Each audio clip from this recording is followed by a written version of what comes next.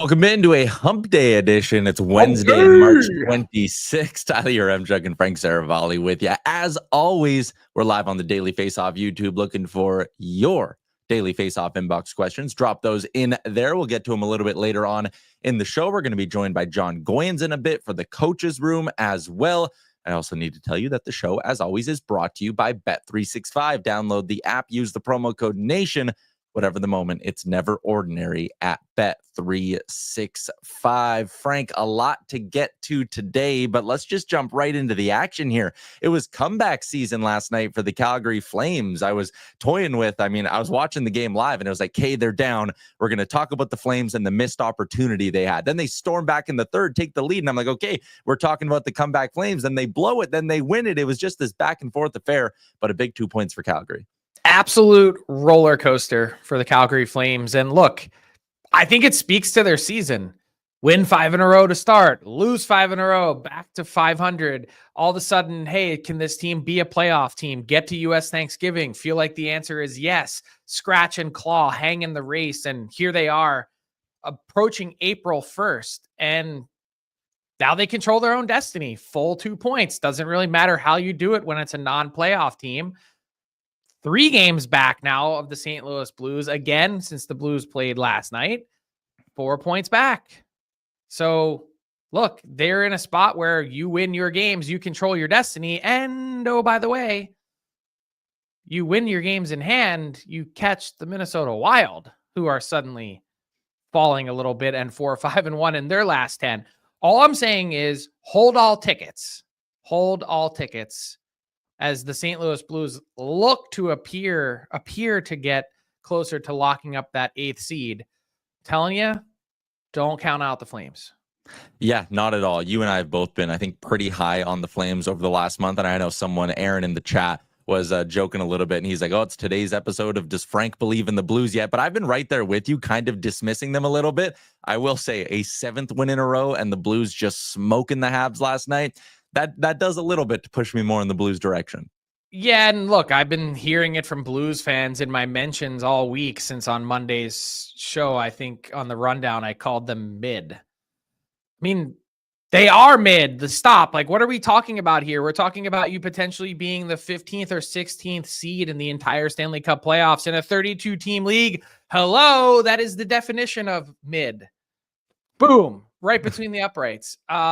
Look, and I'm not slagging the Blues. They've had a magical run under Jim Montgomery, winning 7 in a row at the right time of year. That's awesome. It's more so thinking about the long-term viability of the Blues and are they a Stanley Cup contender? I think Blues fans have in the back of their minds after the Jordan Binnington run in 2019, like, hey, we can do this. We can get all the way to the final and win the Stanley Cup. I don't put the Blues in the same category. I'm sorry.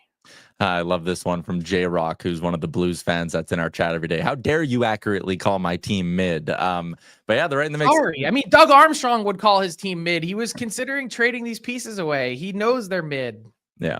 It's interesting you brought up the Flames maybe winning their games in hand and catching the Minnesota Wild. There has to be somewhere at the NHL head office, or maybe it's in the rights holders' offices where they're going, man, a world where the Flames catch the Wild and maybe somehow the Oilers win the division. And now we're sitting here with a Battle of Alberta, and out east, maybe a Battle of Ontario, or even Leafs Habs. Like, there are a couple of very, very, very juicy playoff matchups that we could get.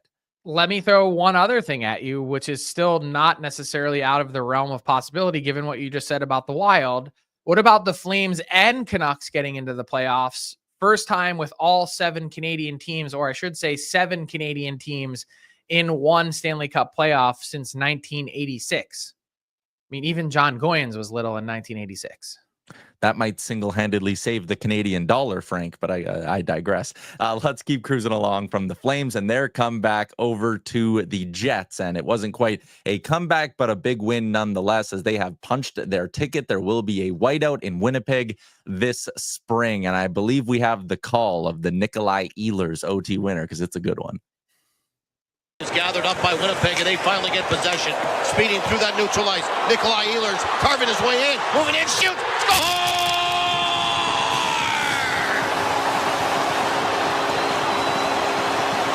And Nikolai Ehlers will stand in the corner and admire the adulation from the fans. Jets win! Jets win! Jets win! In overtime tonight. A 3-2 final score. Frank, Paul Edmonds on the call out in Winnipeg, and that was a good one. From the call to Ehlers just standing there. That's good stuff.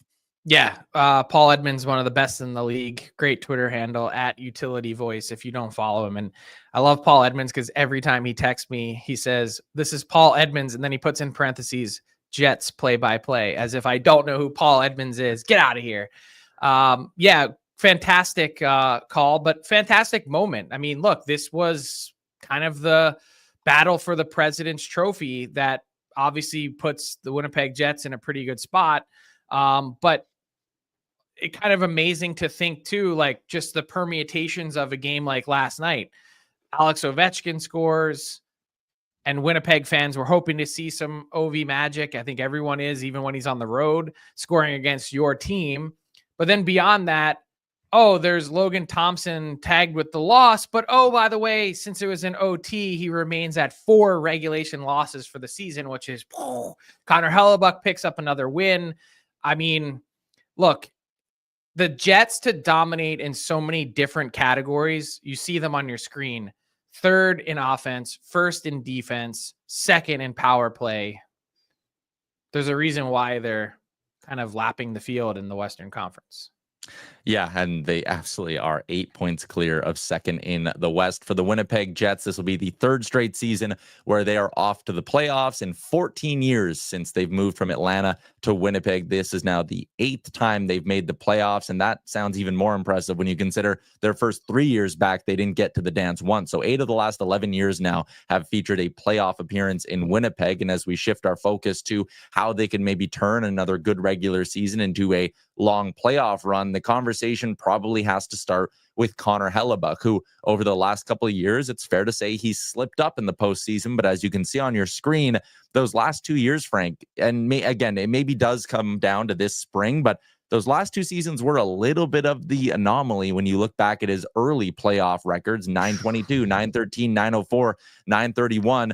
There's some pressure on Hellebuyck to prove that, hey, those last 2 years won't define my playoff legacy.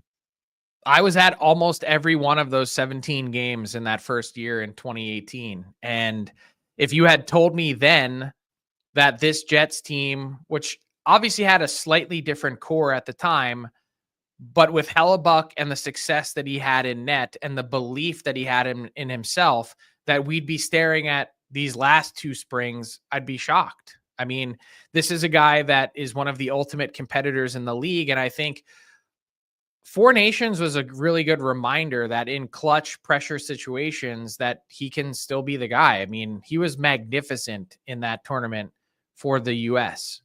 One shot, beaten by the best player in the world in OT in the championship game. And if not, we're potentially talking about a different story, that this guy is a force heading into the playoffs. And so he obviously has the capability and the talent to do it. When you talk about the success of the Jets in the playoffs, to me, it doesn't necessarily hinge on Hellebuyck. It hinges on their ability to defend. It was an absolute track meet against the Colorado Avalanche last year in round 1. And that's not conducive to how the Winnipeg Jets want to win. And so if they can find a way to fix and shore up the play in their own end and in transition, they're going to be way better off.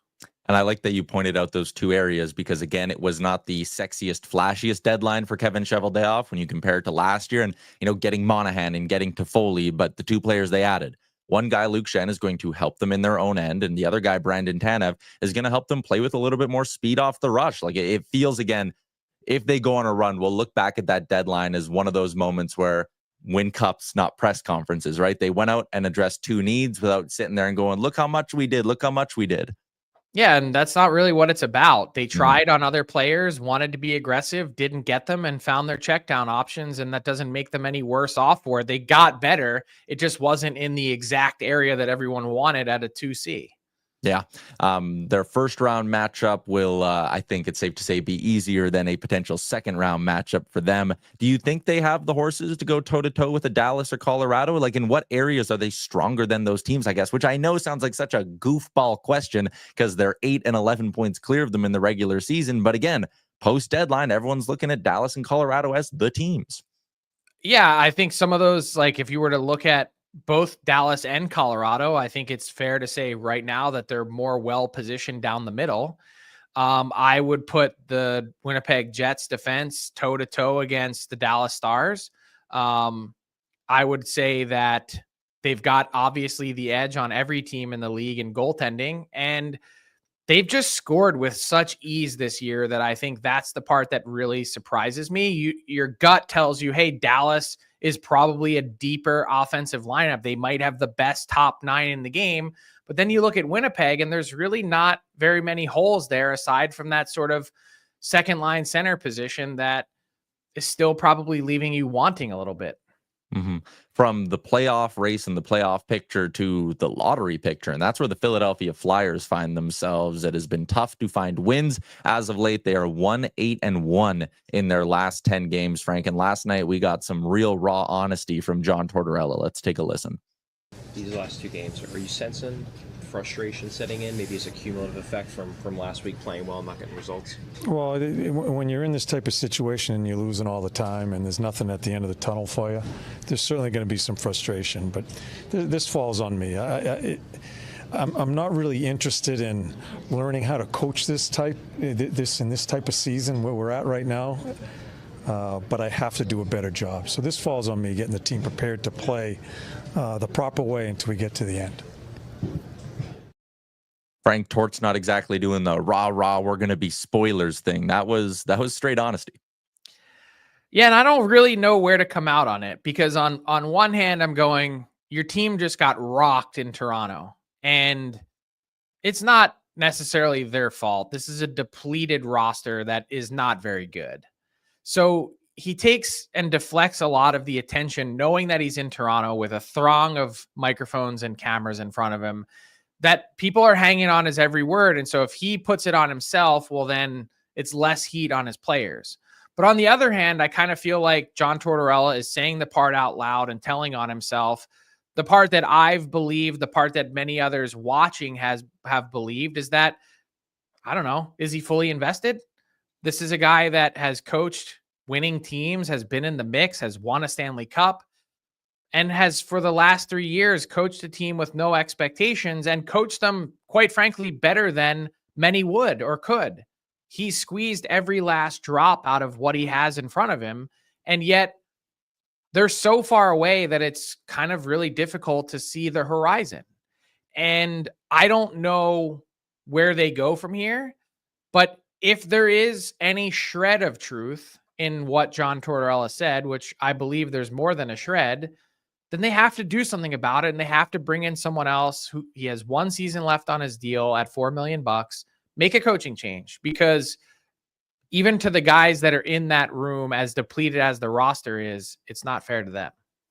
Yeah, and listen, we'll have the big picture. What do they do in the summer conversation at a later date? But when you look at this roster, it's not going to be like next year they're turning, unless something crazy happens, they're not going to be turning on a dime and all of a sudden they're in the playoff mix or in a playoff spot out east. This was his 3rd season behind the bench, and it's been statistically the worst season behind the bench for the Philadelphia Flyers. So yeah, that was kind of where I was going to go next, is like, is he the right man for the job, or is this one of those scenarios where do they elevate him up to the front office? Like, has that been the plan there, or is it just like, I don't think so. I don't know that they necessarily want to add that to their front office. And beyond that, I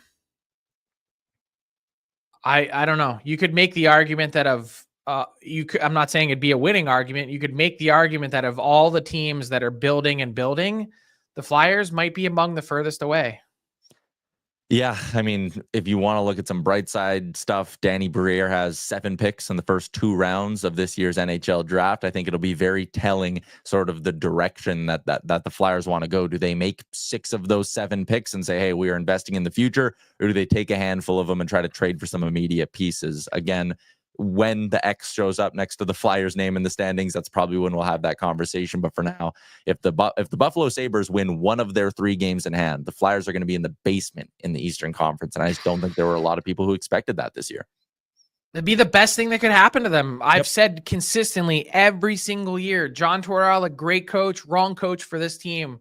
They shouldn't have been an 80-point team last year. They shouldn't have. And by the way, what exactly are the Sabres doing? They're 9-2 at home in their last 11. Hello. Yeah, that is quite something. I know the difference between those 2 spots in the lottery. Like, I'm looking right now, it's like 1% for the first overall pick. So like, maybe it's not that big of a deal, but this time of year, there's definitely a lot of fans of those teams who every win are rolling their eyes, being like, okay, you could have done this in December and I would have been happy. Yeah. Yikes. Yeah. Let's move along, Frank. Concernometer time before we get to John Goins. A couple of deadline acquisitions that maybe aren't fitting in as well as their new teams were hoping that they would. I'm going to give you a question, and you can give it from a scale of 1 to 10. 1 being Tyler, don't even talk about it. It's not a big deal. 10 being, nope, let's sound some alarm bells here.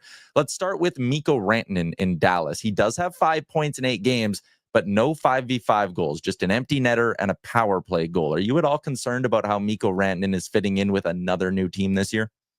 This is a 1, and don't talk to me about it again. Okay. I'm just, look, he signed for the next 8 years, so 9 playoff runs. Even if it is a problem, it can't be a problem. Yeah. So asking about a struggling guy 8 games into a 8.5-year experiment. Don't do it. Okay. So then we'll move on to another guy, Frank. Seth Jones out in Florida. Now, the one area where maybe I'll give Jones some slack is he comes in and Aaron Ekblad immediately goes out. So initially it was like, you're bringing Jones into like a bit more of a sheltered situation. And then, nope. Okay. You're back to playing 25 minutes a night. But again, with him on the ice since acquiring him, they've been outscored 7-3 at 5-on-5. Any concern about how Jones is playing in Florida?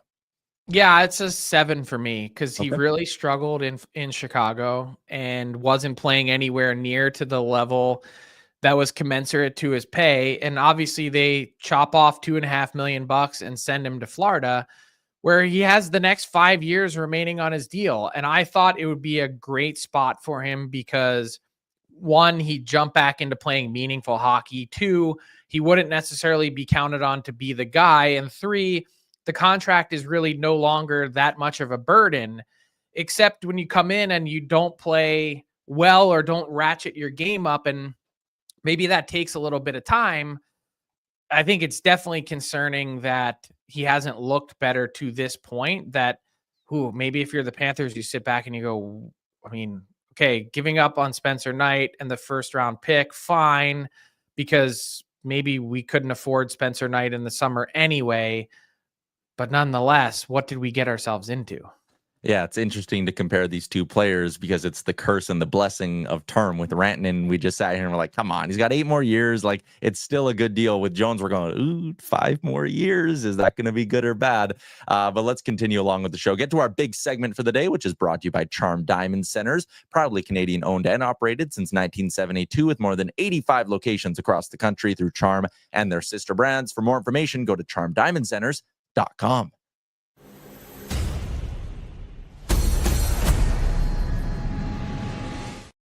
John Goins, former QMJHL head coach, joins us every week for the Coach's Room, and today we are zeroing in on the Montreal Canadiens, John, a team that you're obviously around a lot, a part of their radio broadcast. So let's start with special teams. It's been an interesting season in that regard. Their power play has not just, spiked at certain points. It's actually been a bit of a steady improvement, and surely that can't all just be having Patrick Laine over there, right?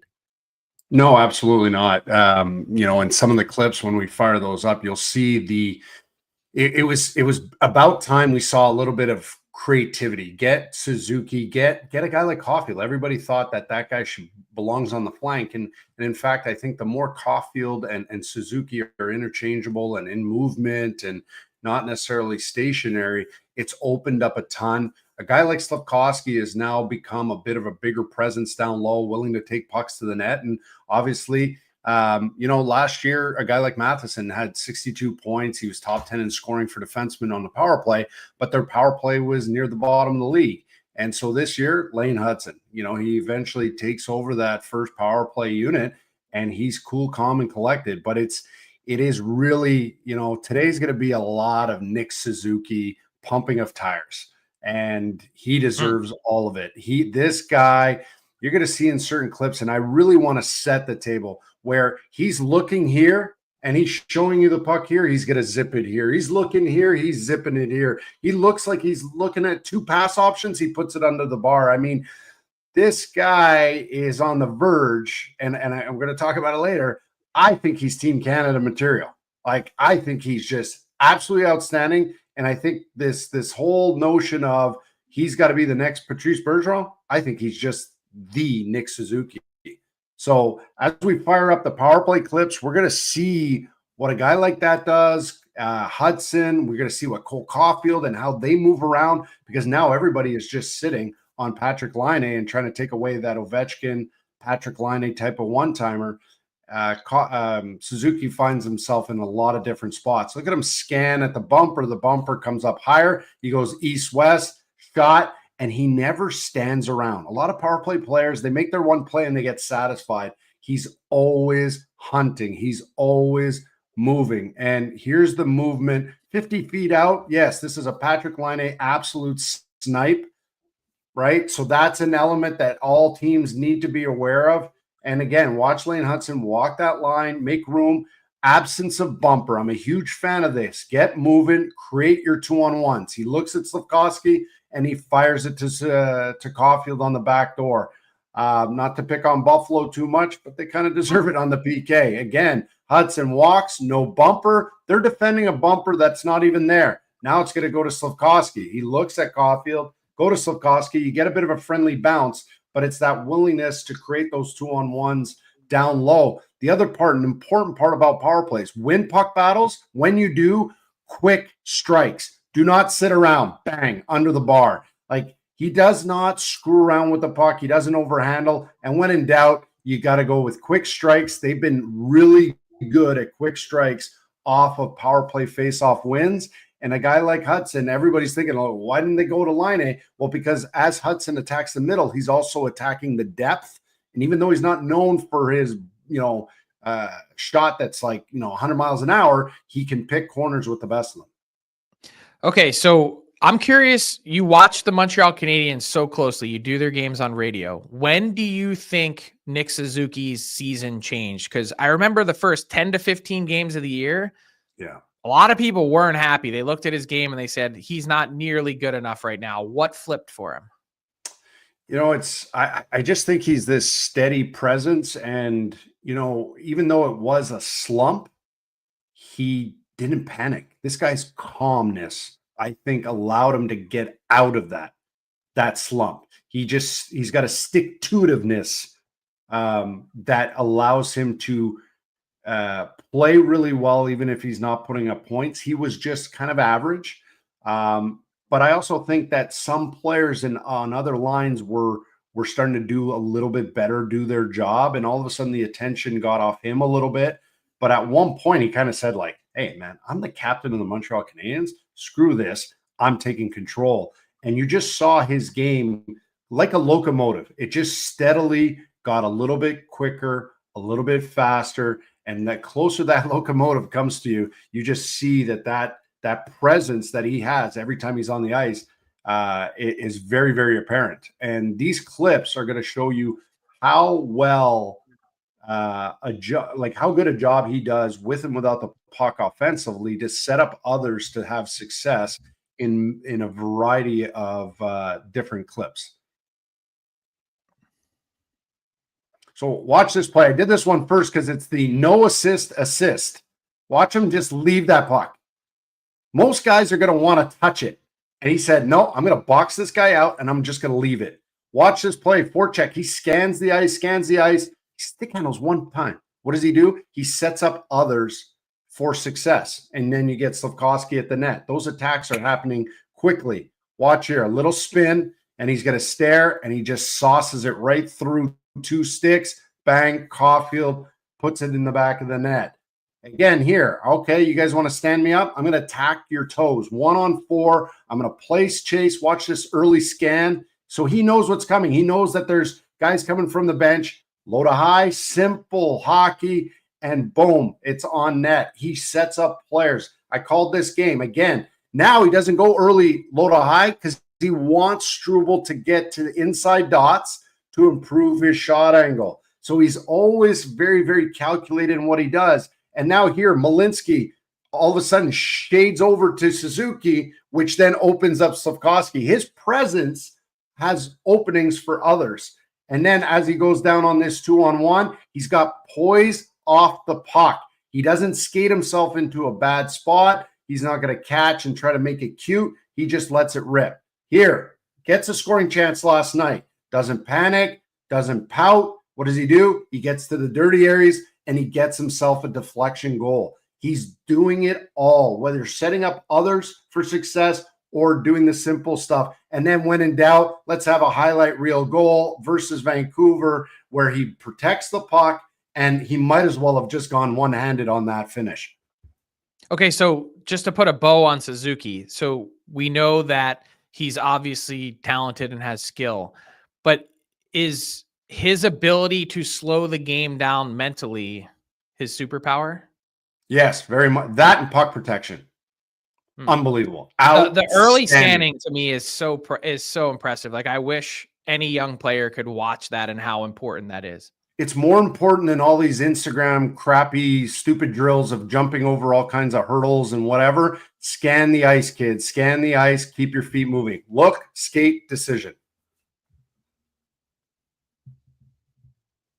Tyler, I think you're muted. Sorry, there you go. John, just wanted to ask you quickly about the Habs goaltending. I'm noticing that Montembeau's been playing a lot as of late, and the numbers are tailing off a little. Are they overplaying him, or is it just that time of year you got to keep going?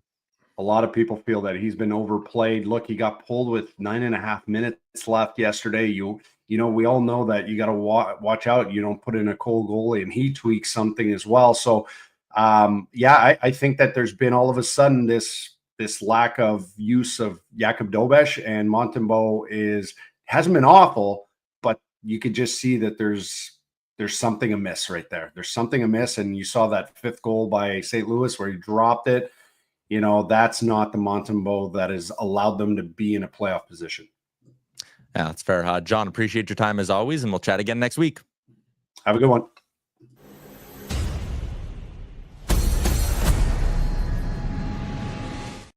Moving along to our daily face-off inbox question, Frank, both J-Rock and Jeremiah had similar questions, but is there maybe a under-the-radar storyline that you're keeping an eye on as we head towards the end of the season? Like, for me, as much as it wasn't a race for a while, the fact that Chicago could end up with the best odds to pick first overall is certainly something to watch. Yeah, I think so. Also looking at which players from college or junior could impact playoff teams. We know Ryan Leonard, and I had a podcast, we'll touch on it quickly at the end, with Chris Patrick dropped today. But Ryan Leonard in Washington, Zeev Buium in Minnesota. And that's one thing that I think should be pointed out about Minnesota in general. If they get Kaprizov and Eriksson Ek back, who are supposed to begin skating in the coming days, like, they're probably going to confirm their playoff spot or firm it up, I would imagine. And then what about a wild card team like the Calgary Flames? How long does Saginaw play? Can they add Zane Parekh to their lineup? 100-point defenseman from the OHL. It's an interesting time to see what could be bolted on to these teams. All right, moving along to our daily face-off bets brought to you by Bet365. Breaking news coming in from Bet365, where every nail-biting overtime win is a barn burner. Every face-off, hat-trick, power play, and shot on goal. Every suspenseful moment in between is amazing. Whatever the moment, it's never ordinary at Bet365, an official partner of the NHL. Download the Bet365 app. Use the code NATION to get in on the game. Just a quick couple of plays today, and one that I usually don't do, but I'm going to be betting on the Islanders and Canucks, Frank, to go to overtime. These two teams have been going to OT a ton over the last little bit, and we're getting it at plus 300. I mean, it just feels like it's fitting right now. There's a lot of 3-point games out of the way. I also do like the Zach Hyman shot prop with both McDavid and Draisaitl out of the lineup, but Islanders Canucks OT 3-1. Come on, Frank. I was just giving you the international sign for milk, squirt. Yeah. Gotta just milk some points. Everyone's trying to milk points right now. Why not make some money off of it? Shout out to Bet365. Let's wrap up the show with a little bit of garbage time. Last night, Alex Ovechkin, as you said earlier, Frank, moved 1 goal closer to Alex Ovechkin, and you had to Wayne Gretzky for the all-time goal record. And you had a chance to catch up with Chris Patrick, the Capitals GM, and talk a little bit about the great chase. Let's take a listen. Chris Patrick, you are now in year 17 with the Washington Capitals. You spent your entire life around the team. What's it like having a front row seat to the great chase and watching Alex Ovechkin close in on this record? Incredible, surreal, hard to believe it's actually happening. Felt like a record that was unattainable. And even at the beginning of the year, doing some media at the beginning of the year, and they're asking, could he do it this year? And it's like, man, that's a lot of goals to score, but here we are 8 away. And it's going to be fun down the stretch to watch and see how it plays out. And just a testament to how incredible he is as a goal scorer and how he's held up over these years. To be doing this at 39 is pretty incredible.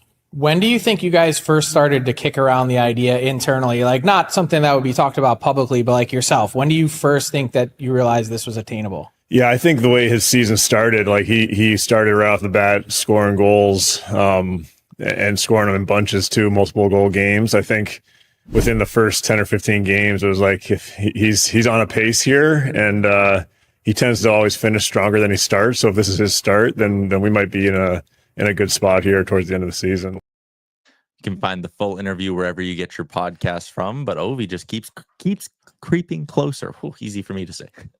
Man, 889, it's such an incredible number. I think what's really fun to think about too, well, first off, we're getting close to the end of the season. So can he do it this season, of course, is the question. But then he's got 1 more year left on his deal. What will the total be by the time he plays his last NHL game? 933, 938, whatever it ends up being, 950.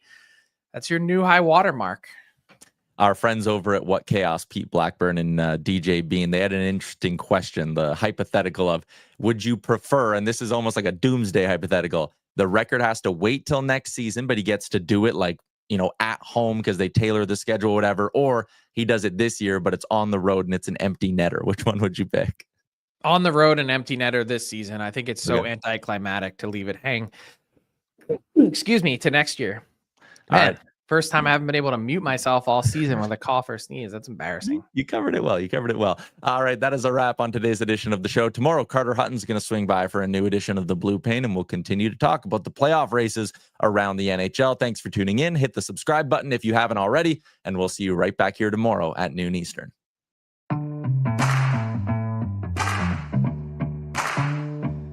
What's up, hockey fans? If you enjoyed that video, then you're going to want to hit the subscribe button to not miss any of our content, from daily live shows with Frank Saravalli to analysis from former NHLers to exclusive interviews with some of the biggest names in the hockey world on Frankly Speaking. You're going to want to hit that subscribe button and stay up to date with everything going on in the hockey world.